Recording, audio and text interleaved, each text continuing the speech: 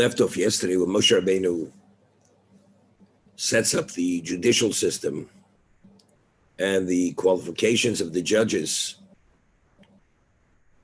What are the credentials to be qualified to be a judge? And Moshe Rabbeinu said, I personally will no longer adjudicate all the cases. How did Klal Yisrael respond to this? Vatanu osi, and you responded to me. Vatomru, tova dover shedibarti lasos. You responded to me by saying it's good. What you're saying is the right thing to do. I mean, they responded with an eagerness. So seemingly, if all these words are words of rebuke, how is this a rebuke? By saying to them, you responded with an eagerness by saying it's good to do, that's a reprimand. He's admonishing them, he's reprimanding them with that. So Rashi says Chazal, Vatanu osi, chilatem es hadover lahanoschem. He says, by your response, immediate response, it's clear your interest was self-interest. It wasn't in the ultimate right thing to do, but it was for your self-interest. Why was what you should have responded was, Rabbeinu Moshe, our great Rabbi Moshe, mimi no lilmod. From who is it better to learn? Mimcho mi talmidecho. From you or from your student? Lo mimcho shenitzarto leo. Wouldn't it be from you that you acquired Torah through pain and suffering? Yeah, he's reprobate, says, what you should have said is, who's it better to study Torah from? From you or from your Talmud? Because you, when you studied the Torah, it's nitzarto, it was with pain. How was Moshe Rabbeinu's Torah with his pain? So we'd once mentioned a Yalkut. Moshe Rabbeinu, before he passes away, he tells us that when he was in heaven 40 days and 40 nights, he says, Lechem lo achalti mayim lo shosisi. For 40 days and 40 nights, I did not eat bread, I did not drink water. Now the obvious question is, why is that an important piece of information for us to know? Whether Moshe did eat and did drink or did not. Seems it's irrelevant.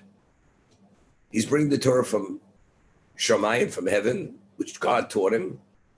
So whether he drank or ate or didn't is seemingly irrelevant. But evidently, if he's telling us that Lechem lo achalti mayim lo shasisi, this is a very pertinent piece of information. Why is it so pertinent? So the Yalkut explains what Moshe is saying to the Klal Yisrael.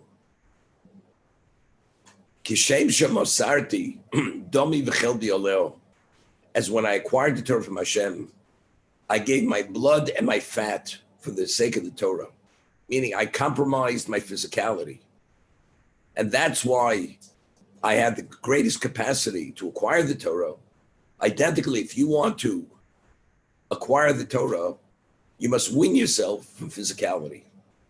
That's why Moshe is sharing this piece of information with us, that when he received the Torah in heaven,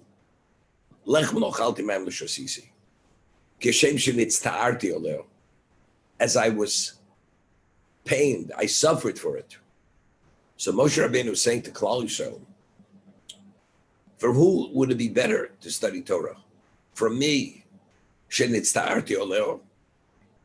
that I was pained because I did not eat for 40 days and 40 nights or drink, or for my student, where they received it through the transmission in a normal setting. That's what Moshe is saying to them. Now, it seems to be that we find, the Gemara tells us, that to come upon the truth of Torah, you must toil for it. If you toil for the Torah, you come upon its truth. If you don't toil for it, although you may believe you've come upon its truth, you did not come upon its truth. Yogata motzosa tamin. If you toiled for Torah and you came upon its truth, you should believe that person. Lo yogata motzosa. I did not toil. and I came upon its truth, do not believe this person. Yogati v'lo motzosi. Person says, I toiled and I did not come upon its truth, do not believe that person. Why? Because if you would have toiled sufficiently, you would have come upon its truth. So we see that yigia, toil, sacrifice, putting yourself out for the sake of Torah, qualifies you to be a greater recipient of Torah. So a person's willing to put himself in a position of deprivation for the sake of Torah, he has a greater capacity. He's a greater receptacle to receive the Torah. And that's what Moshe Rabbeinu was saying.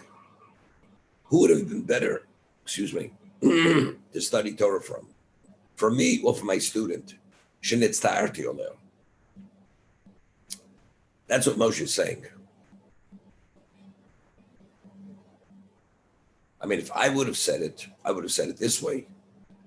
Who would have been better to study Torah from? From me, who I studied from God, or from you, who studied from a mortal? I studied it from the source. Seemingly, it would have been better to study it from me, because I received it from the source. You received it secondhand from me, but that's not what Moshe Rabbeinu said. Moshe Rabbeinu, the differentiating factor was nitztarti oleh. Now the question is why?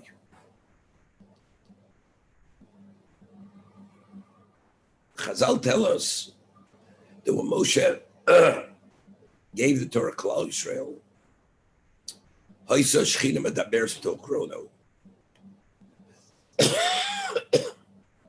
The Shechina spoke through his throat. He was just a pass-through. In actuality, it was Hashem speaking to them as he spoke. So therefore, it was the equivalent of receiving it directly from God himself. Therefore, the only differentiating factor was it nitztarti or lo nitztarti? So now we're able to understand why it's nitztarti. We had said that why was Moshe Rabbeinu the closest person to God? Because he was totally negated. He was nachnumah. There was no separation between him and Hashem. Then nitztarti means if you're willing to give it the ultimate sacrifice, there's no me. And when there's no me, then there's Hashem. So therefore, the communication is direct. However, if there's a me, it's a different story. Because that means there's some degree of blockage. There's some degree of lack of clarity. And that's why it says in Pirkei Avos, and the Rambam rules in Hilchos Talmud Torah, if you want to acquire the crown of Torah, as it says in Pirkei Avos, Pas Melch Tochal, Maim B'Sur Tishter, Al Oretz Tishon, Chai Tzar Tichya. You have to eat bread and salt, water in small measures, even to sleep on the floor. Chai Tzar Tichya. That's the nitztarti. If you're willing to sacrifice for Torah to that degree, that means you're irrelevant when it comes to the acquisition of Torah. That's the negation of oneself. The more one negates himself, the greater relevance he has to Hashem, and therefore he has a greater capacity to be able to receive the Torah.